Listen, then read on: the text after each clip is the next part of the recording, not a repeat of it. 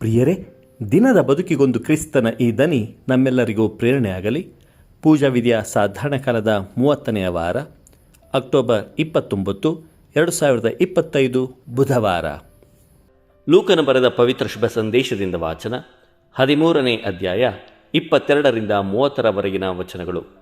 ಆ ಕಾಲದಲ್ಲಿ ಯೇಸು ಊರೂರುಗಳಲ್ಲೂ ಹಳ್ಳಿಗಳಲ್ಲೂ ಉಪದೇಶ ಮಾಡಿಕೊಂಡು ಜೆರುಸಲೇಮಿನತ್ತ ಪ್ರಯಾಣ ಮಾಡುತ್ತಿದ್ದರು. ಆಗ ಒಬ್ಬನು, ಪ್ರಭು, ಜೀವೋದ್ಧಾರ ಹೊಂದುವವರು ಕೆಲವರು ಮಾತ್ರವೋ ಎಂದು ವಿಚಾರಿಸಿದನು. ಆಗ ಯೇಸು ಜನರಿಗೆ, ಇಕ್ಕಟ್ಟಾದ ಬಾಗಿಲಿನಿಂದಲೇ ಒಳ ಹೋಗಲು ಸರ್ವ ಪ್ರಯತ್ನ ಮಾಡಿ, ಏಕೆಂದರೆ ಅನೇಕರು ಒಳಕ್ಕೆ ಹೋಗಲು ಖಂಡಿತವಾಗಿ ಪ್ರಯತ್ನಿಸುವರು, ಆದರೆ ಅದು ಅವರಿಂದಾಗದು. ಮನೆಯ ಯಜಮಾನನು ಎದ್ದು ಬಾಗಿಲನ್ನು ಮುಚ್ಚಿದ ಮೇಲೆ ನೀವು ಹೊರಗಡೆ ನಿಲ್ಲಬೇಕಾಗುವುದು. ಬಾಗಿಲನ್ನು ತಟ್ಟುತ್ತಾ, ಪ್ರಭು, ನಮಗೆ ಬಾಗಿಲು ತೆರೆಯಿರಿ ಎಂದು ನೀವು ಕೇಳುವಿರಿ. ಅದಕ್ಕೆ ಅವನು, ನೀವು ಎಲ್ಲಿಯವರೋ ನಾನು ಅರಿಯೆ ಎನ್ನುವನು. ಆಗ ನೀವು, ನಿಮ್ಮೊಂದಿಗೆ ನಾವು ಊಟ ಮಾಡಿದ್ದೇವೆ, ಪಾನ ಮಾಡಿದ್ದೇವೆ, ನೀವು ನಮ್ಮ ಬೀದಿಗಳಲ್ಲಿ ಉಪದೇಶ ಮಾಡಿದ್ದೀರಿ ಎಂದು ಹೇಳಲಾರಂಭಿಸುವಿರಿ.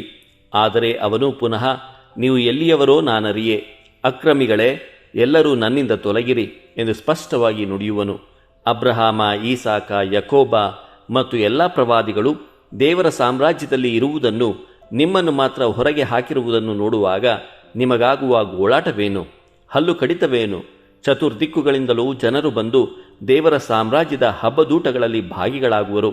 ಇಗೋ, ಕಡೆಯವರಲ್ಲಿ ಕೆಲವರು ಮೊದಲಿಗರಾಗುವರು, ಮೊದಲಿಗರಲ್ಲಿ ಕೆಲವರು ಕಡೆಯವರಾಗುವರು ಎಂದರು. ಪ್ರಭುವಿನ ಶುಭ ಸಂದೇಶ. ಕ್ರಿಸ್ತರೇ ನಿಮಗೆ ಸ್ತುತಿ ಸಲ್ಲಲಿ. ಚಿಂತನೆ. ಒಳ್ಳೆಯ ಜೀವನವನ್ನು ಬದುಕಬೇಕಾದರೆ ಪ್ರಯತ್ನ ಮತ್ತು ಪರಿಶ್ರಮ ಬೇಕು. ಪ್ರಭು ಯೇಸುವಿನಲ್ಲಿ ಆತ್ಮೀಯರೇ, ಜೀವನವು ಒಂದು ನಿರಂತರ ಹೋರಾಟವಾಗಿದೆ. ಒಳ್ಳೆಯ ಜೀವನವನ್ನು ಬದುಕಬೇಕಾದರೆ ಪ್ರಯತ್ನ ಮತ್ತು ಪರಿಶ್ರಮ ಬೇಕು. ನಮ್ಮ ಆಧ್ಯಾತ್ಮಿಕ ಪಯಣದಲ್ಲಿ ಎಲ್ಲಿದ್ದೇವೆ, ಯಾವ ದಿಕ್ಕಿನಲ್ಲಿ ಬದುಕು ಸಾಗಿದೆ ಎಂಬುದು ಮುಖ್ಯ. ಇಲ್ಲಿ ಯಾರೂ ಪೂರ್ಣಗೊಂಡಿಲ್ಲ. ಪರಿಪೂರ್ಣಗೊಳ್ಳುವುದರಲ್ಲಿ ಇದೇ ಜೀವನ. ಪರಿಪೂರ್ಣರಾಗಬೇಕಾದರೆ, ಜೀವೋದ್ಧಾರ ಹೊಂದಬೇಕಾದರೆ ಇಕ್ಕಟ್ಟಾದ ಬಾಗಿಲಿನಿಂದ ಪ್ರವೇಶಿಸಲು ಕರೆ ನೀಡುತ್ತಾರೆ ಯೇಸು. ಸಾಧಿಸುವ ಇಚ್ಛೆ ಮತ್ತು ಶ್ರಮವಿದ್ದರೆ ಏನು ಬೇಕಾದರೂ ಸಾಧಿಸಬಹುದು.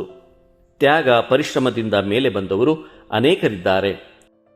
ಅದೇ ರೀತಿಯಲ್ಲಿ ಸ್ವರ್ಗ ಸಾಮ್ರಾಜ್ಯ ಬೇಕಾದರೆ ಸೋಮಾರಿತನದಿಂದ ಮೇಲೆದ್ದು ಯೇಸುವಿನ ಆದರ್ಶಗಳನ್ನು ಮೈಗೂಡಿಸಿಕೊಂಡರೆ ಮಾತ್ರ ಅದು ಸಾಧ್ಯವಾಗುತ್ತದೆ. ಯೇಸುವಿನ ಆದರ್ಶ ಮತ್ತು ತತ್ವಗಳು ಕಿರಿದಾದ ದಾರಿಯಂತೆ. ಅಲ್ಲಿ ಕಷ್ಟ, ತ್ಯಾಗ, ಶ್ರಮ ಇದೆ. ಕೇವಲ ದೀಕ್ಷಾ ಸ್ನಾನದಿಂದ, ಕ್ರೈಸ್ತ ಹೆಸರಿನಿಂದ ಸ್ವರ್ಗಕ್ಕೆ ಪ್ರವೇಶ ಅಸಾಧ್ಯ. ಯೇಸುವನ್ನು ಹಿಂಬಾಲಿಸುವ, ಅವರ ಚಿತ್ತದ ಪ್ರಕಾರ ಜೀವಿಸುವ ಎಲ್ಲರೂ ಸ್ವರ್ಗದ ಆನಂದವನ್ನು ಪಡೆಯುವರು. ದೇವರು ನಮ್ಮೆಲ್ಲರನ್ನು ಆಶೀರ್ವದಿಸಲಿ. ಇದು ಧ್ವನಿ ಮಾಧ್ಯಮ ಮನೆಯ ಕೊಡುಗೆ. ಧ್ವನಿ ವಂದನೆಯ ಸ್ವಾಮಿ ಶಾಂತಕುಮಾರ್ ಜೆ, ಬೆಂಗಳೂರು ಮಹಾಧರ್ಮ ಕ್ಷೇತ್ರ. ಪ್ರಿಯರೇ, ಈ ಚಾನೆಲ್ ಅನ್ನು ಸಬ್ಸ್ಕ್ರೈಬ್ ಮಾಡಿ ಪ್ರತಿದಿನ ದೇವರ ವಾಕ್ಯವನ್ನು ಆಲಿಸುತ್ತಾ ಅದನ್ನು ಇತರರೊಂದಿಗೆ ಹಂಚಿಕೊಳ್ಳಲು ನಮಗೆ ನೆರವಾಗಿರಿ. ಧನ್ಯವಾದಗಳು.